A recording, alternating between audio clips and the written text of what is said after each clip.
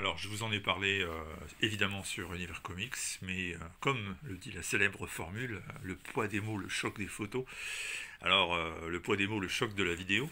Dylan Dog rencontre Batman, c'est un crossover inattendu, puisque d'un côté vous avez Batman, le célèbre héros de DC Comics, la locomotive des ventes de l'éditeur, et puis de l'autre côté vous avez Dylan Dog, qui est le détective du paranormal, l'enquêteur du cauchemar, un des personnages les plus connus de l'univers de Sergio Bonelli, la maison d'édition italienne spécialiste dans la BD populaire, celle qui a produit aussi par exemple Tex, Zagor, pour en citer quelques-uns uniquement. Alors ce crossover a été annoncé depuis des années, et puis finalement il est arrivé avec un peu de retard. On a eu Flash et Zagor qui se sont rencontrés il y a quelques temps. On a eu du Nathan Never et la Justice League aussi. Et puis finalement, enfin, nous avons les 3 numéros de Dylan Dog Batman, sachant que ce sont des numéros de 66 pages chacun, et ça forme une histoire complète en 3 épisodes, en trois numéros sortis 3 mois consécutifs. Alors, première remarque sur le crossover, c'est ce que vous voyez en ce moment, je pense. C'est super, super beau. Côté dessin, il n'y a rien à dire, c'est absolument remarquable.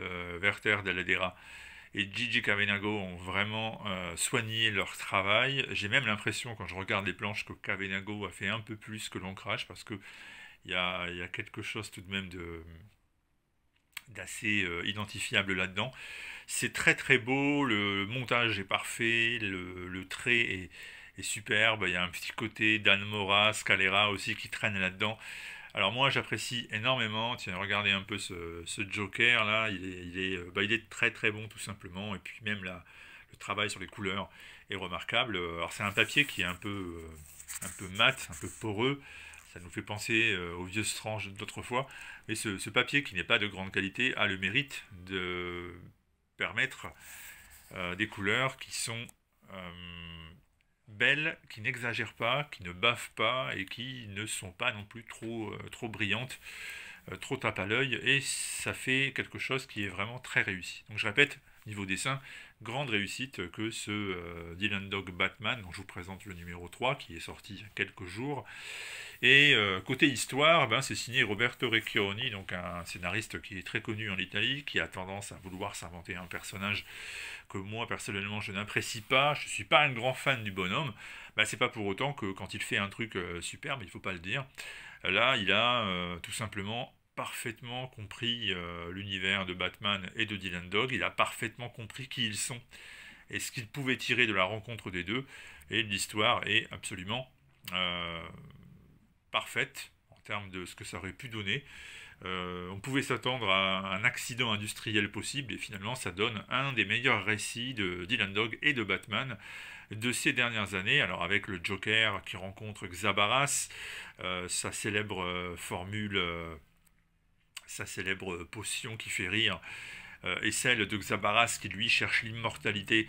Voilà un cocktail fort intéressant qui pourrait aboutir à quelque chose d'inédit.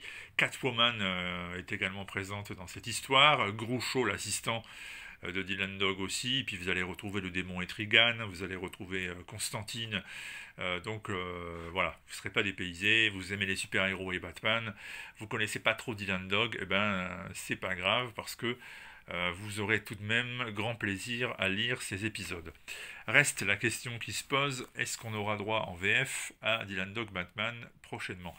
Alors on a posé la question à Urban Comics, parce qu'on part du principe qu'il y a de fortes chances que ce soit Urban qui s'intéresse à ça. Réponse négative pour le moment, donc on ne nous a pas dit que c'était dans les cartons, rien. Sachant que, à titre personnel, je me suis proposé pour la trad, puisque j'ai déjà commencé de mon côté, parce qu'on me l'a demandé, pas la maison d'édition, mais d'autres personnes.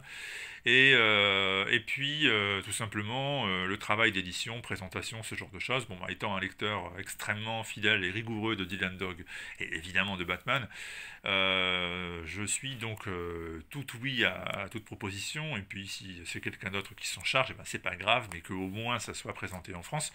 Parce que, je répète, c'est un excellent crossover, c'est une histoire qui mérite vraiment que vous la découvriez, sachant que si vous parlez italien, vous avez ces 3 fascicules qui coûtent 4,90 chacun, et vous aurez dans quelques semaines, je pense, une version librairie cartonnée Ça me semble assez évident. Prenez juste votre mal en patience, et puis il y aura même sûrement une belle variante cover disponible sur le shop internet de Bonaldi. Bref, vous savez quoi faire, vous savez comment commander, à vous de voir.